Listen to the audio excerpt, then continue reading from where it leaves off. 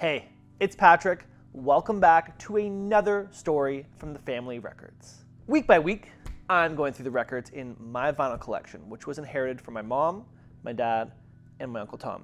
Each record I pull gets listened to 3 times, and as I'm listening, I figure out the story of the album, the songs, and the musicians who made it all. Let's pull another record. Today's album marks the 10th release by today's creator. We listened to their 7th album a few weeks ago, and while that album featured the Latin-fused rock stylings the band was famous for, today's album exists in a time of musical transition as the group moved towards a more album-oriented, conventional rock sound. Let's drop the needle on. Santana, Inner Secrets. Santana released their 9th studio album, Moonflower, in 1977.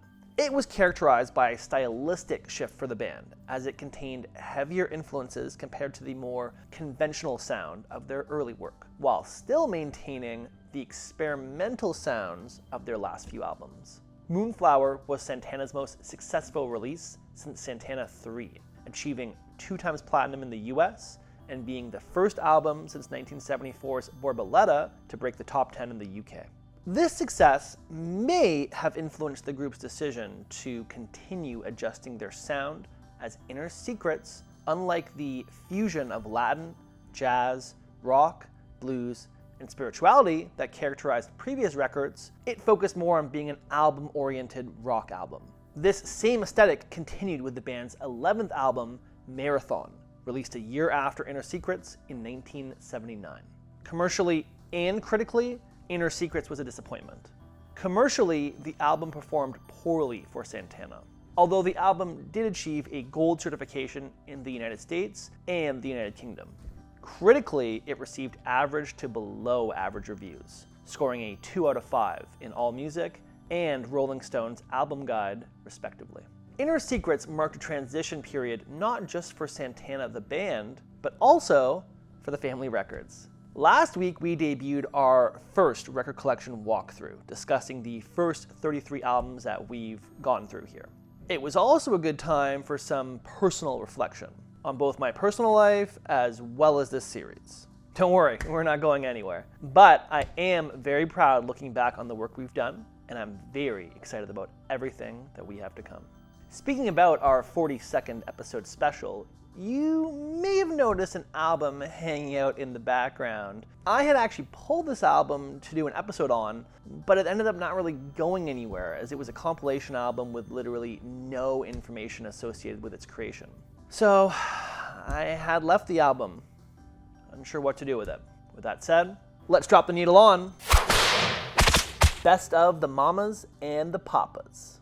So like I said, no information available on this one. If you search for it online, you can find a Discogs page referencing the album. So we know it was released in 1974 in the UK. Looking at the compilation, it's filled with several hits for the group, including tracks like Monday Monday. And that we'll definitely be talking about in an upcoming song story. There's a few on this album. So there's not much on the album. But as for the group themselves, they were a folk rock vocal group which formed in LA and played and recorded music together from 1965 to 1968. In those short 4 years, they released 5 studio albums and 17 singles, 6 of which made the Billboard Top 10. To date, the band has sold close to 40 million records worldwide. And while each member pursued a solo career in entertainment after the dissolution of the group, none of them individually would ever eclipse the scope of the work they did together. Okay, so here we go. We are rolling with the goodbye thoughts. Starting off with, it's been a little while since we've talked. Hi, hello everyone, how are you? It's a few things. I feel like I've been gone so long, I'm gonna have plenty to talk about anyway. But first of all, I wanted to say sorry for not leaving a note or anything last week. I kind of thought of doing that, but ultimately I just thought, you know what, I'm gonna drop the recap. It's a significant chunk. I want people to have some time to see it and find it. And I know that as we go forward, that'll grow.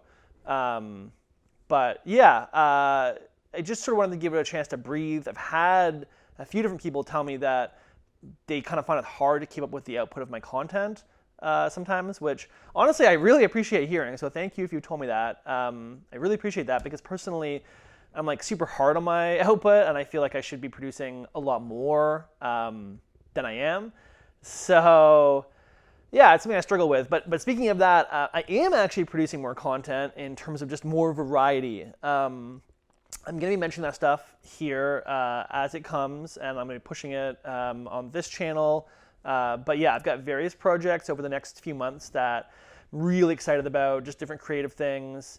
Yeah, this is going to be an amazing summer. I'm extremely stoked on it. So it already is. It already has been. So things just keep happening every day, and I just feel, I always say we live in the times of most potential, and I feel like that is true, really true for me right now. Like this is just a huge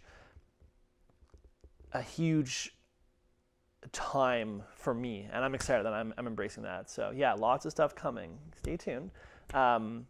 Last week, honestly, was busy. My work stuff's only increasing, which is really good news because obviously I'm not monetized here yet. I'm not getting paid yet. So making some real money does help.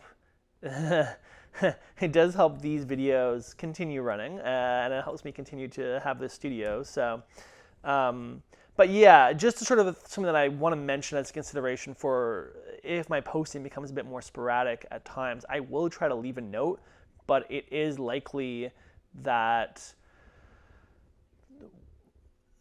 other work has picked up. With that said, though, I really am going to try to be ahead here so that I should have some stuff in reserve so that doesn't happen. But, you know, I definitely plan to do more of that stuff last week, and it just didn't work out. You know, life's that way. Your best intentions kind of deal. So I am trying to stay on top of it, and I have lots of different stuff going on, and we'll just see what happens. But really, I have a strong commitment to consistency here, and I really do want to try to hit that at least once a week, but ideally 3 a week plus all your extras. So yeah, that's about it for me. But what about you guys? What did I miss last week? Because I feel like I have missed you guys. I kind of felt sad about it a little bit. And honestly, I'm seeing plenty of new comments and lots of fresh faces, which I love to see at the family function. Just all these new people and all these new comments. And I say it all the time, but the family's getting bigger every day. We love to see it. And, you know, if you're someone new, if you just found these videos and you want to be part of something special, this special thing that we're creating here, come and join the family. It's so easy. You just hit subscribe, ring the bell, you're done.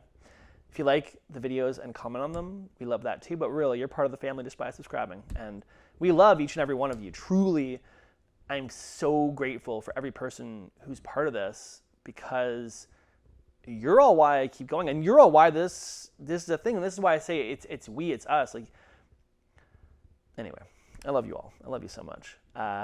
Join us for our next record, for all our future stories, and all the special moments that we're going to experience together. I can hardly wait to find out and to show you what's next.